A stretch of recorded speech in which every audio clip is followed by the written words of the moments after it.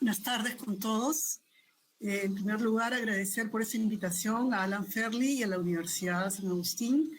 Es un honor poder estar en este panel con antiguos colegas, además, que no nos vemos mucho tiempo y que es un gusto verlos el día de hoy conectados.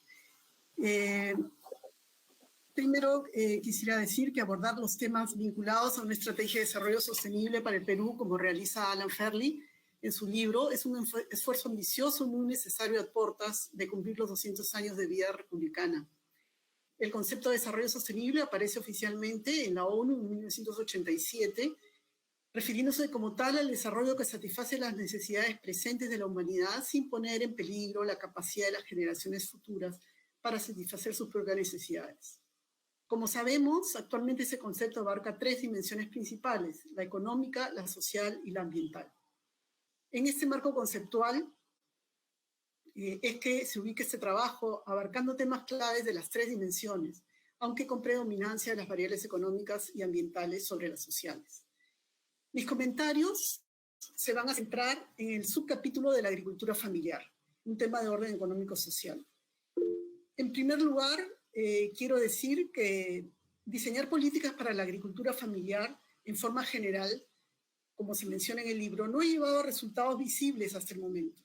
La agricultura familiar abarca al 97% de las unidades productivas del país, tal como bien se señala en el libro. Pero al interior de este universo existen diferencias importantes que deben identificarse para poder afinar políticas que puedan tener un impacto positivo. Un esfuerzo por caracterizar y estratificar la economía familiar fue realizado por Escobar y Armas en el año 2015, quienes clasifican a las unidades agropecuarias en 4 categorías según su capacidad de acumulación: agricultura de subsistencia, agricultura de transición 1, agricultura de transición 2 y agricultura consolidada. La categoría de subsistencia abarca al 73% de las unidades según estos cálculos, o sea, la gran mayoría, mientras que las otras 3 categorías representan apenas el 27% restante. La capacidad de acumulación la miden por el ingreso neto proveniente de actividades agropecuarias o ingresos prediales. Los ingresos de una categoría y otra distan bastante. Así, por ejemplo, la agricultura de subsistencia genera ingresos netos por debajo de la línea de pobreza extrema, mientras que las unidades agropecuarias consolidadas tienen por lo menos 2.4 veces ingresos netos superiores a la línea de pobreza. Con ingresos tan dispares, entonces, las políticas debieran ser distintas según categorías. Por ejemplo, al grupo de familias con agricultura de subsistencia, si fuera el caso que no generan ingresos de otra fuente extrapredial, primero habría que apoyarlas con políticas de corte existencial y social, llámese salud, saneamiento, educación, vivienda. Mientras que hacia las otras 3 categorías, que suman unas 650.000 familias en el país según estos cálculos, debería dirigirse en primera instancia las políticas propiamente de promoción agrícola, tal como el fortalecimiento de capacidades de innovación, los créditos, entre otros. Es decir, todos son parte de la agricultura familiar, pero no todos necesitan las mismas políticas para elevar su productividad, por lo menos en el corto plazo. No tener políticas diferenciadas para los distintos estratos de agricultura familiar es inadecuado y puede llevar a una mala asignación de los escasos recursos del Estado. Adicionalmente, para efectos de ejecución de una política, la agricultura familiar no es una categoría operativa. Las políticas se implementan a través de presupuestos. Los presupuestos a través de pliegos a nivel de productos, proyectos y actividades. Y dentro de esto se priorizan principalmente cadenas productivas e infraestructura. ¿Cómo identificar y medir resultados sobre la agricultura familiar en su conjunto, siendo este un universo tan dispar? Entonces, las medidas para fortalecer y mejorar la competitividad y la eficiencia de la agricultura familiar, hay que reiterar que la mayor inversión pública tiene que hacerse con algún criterio de categorización de estas unidades agropecuarias. En relación con el fortalecimiento de capacidades e innovación agraria, Ferli menciona, entre otros aspectos, la necesidad de promover la asociatividad como mecanismo de inserción en las cadenas agroalimentarias. Al respecto, pensamos que la propuesta de asociatividad requiere ser aterrizada o precisada en modelos organizativos específicos. No toda propuesta de asociatividad es viable. Al respecto de una larga experiencia de asociatividad, con el modelo de asociaciones de productores sin fines de lucro, promovidas tanto por el Estado como por las ONGs, que han traído más problemas que soluciones. Las asociaciones sin fines de lucro están pensadas para realizar actividades culturales, sociales, políticas, o deportivas o sociales, entre otras, pero no para actividades productivas y comerciales. En ese sentido, no pueden repartir utilidades, por ejemplo, o deben pagar mayores impuestos a la renta. Y entonces, ¿de qué le serviría a una asociación de productores vender sus productos de forma asociativa si luego no van a poder distribuir las ganancias, que a su vez se ven recortadas por pagar el impuesto general? Por tanto, considero que es imprescindible no referirse en genérico a estrategias de asociatividad, sino a modelos concretos, como serían, por ejemplo, las cooperativas agrarias de servicios. Por cierto, Perú va muy retrasado en este aspecto. El número de este tipo de cooperativas en América Latina, según la FAO, es de casi 32.000. Y es un modelo que en países vecinos como Bolivia agrupa al 20% de la población, en Ecuador al 32%, mientras que en Uruguay llega al 28% y en Argentina al 23%. En Perú, en cambio, solo participa el 3% de la población. Y también Chile, Colombia y Brasil tienen participaciones de su población en cooperativas más altas que nosotros. Por otra parte, en cuanto a otras medidas que recoge Alan Ferli para un mejor acceso al mercado de los productores, menciona el programa de la chacra a la olla del Midagri. Este modelo, que se presenta como nuevo, ha sido implementado desde décadas pasadas y no se conoce que existan evaluaciones costo-beneficio que amerite que se sigan proponiendo como estrategias de política para apoyar al pequeño productor agropecuario. Por ejemplo, en el gobierno militar de los 70 y luego en el gobierno aprista de los 80, tuvimos los mercados del pueblo, cuyo lema era precisamente de la chacra a la olla. Todos fracasaron.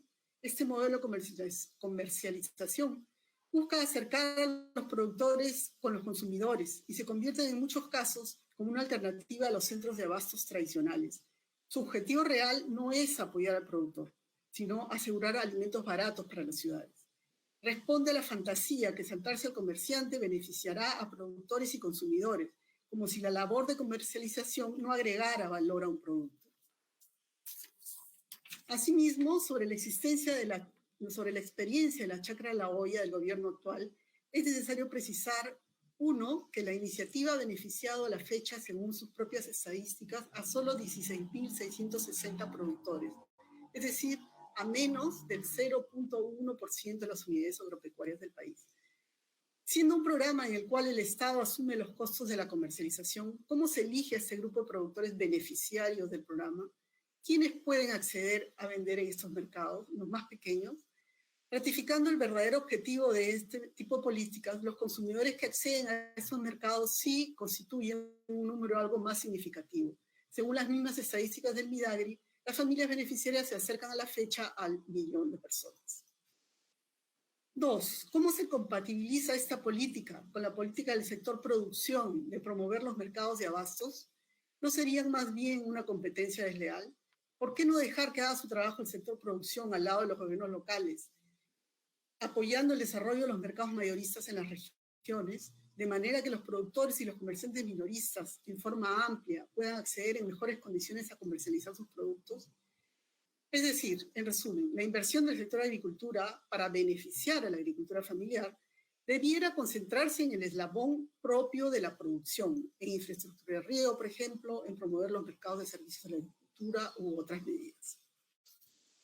Quiero aprovechar sobre el tema de los mercados de abastos de referirme a un análisis que realicé para mi tesis de maestría en el año 2017 sobre márgenes de comercialización mayorista y minorista de hortalizas en Lima. En ese trabajo encontré una disminución de los márgenes de ganancia de los comerciantes mayoristas en beneficio de los márgenes de ganancia de los comerciantes minoristas, justo a partir de la entrada en funcionamiento del gran mercado mayorista de Santa Anita en Lima el año 2013. Santa Anita es ahora un espacio seguro donde pueden acceder y escoger los minoristas con mayor libertad a qué mayorista comprar y qué calidades de producto comprar.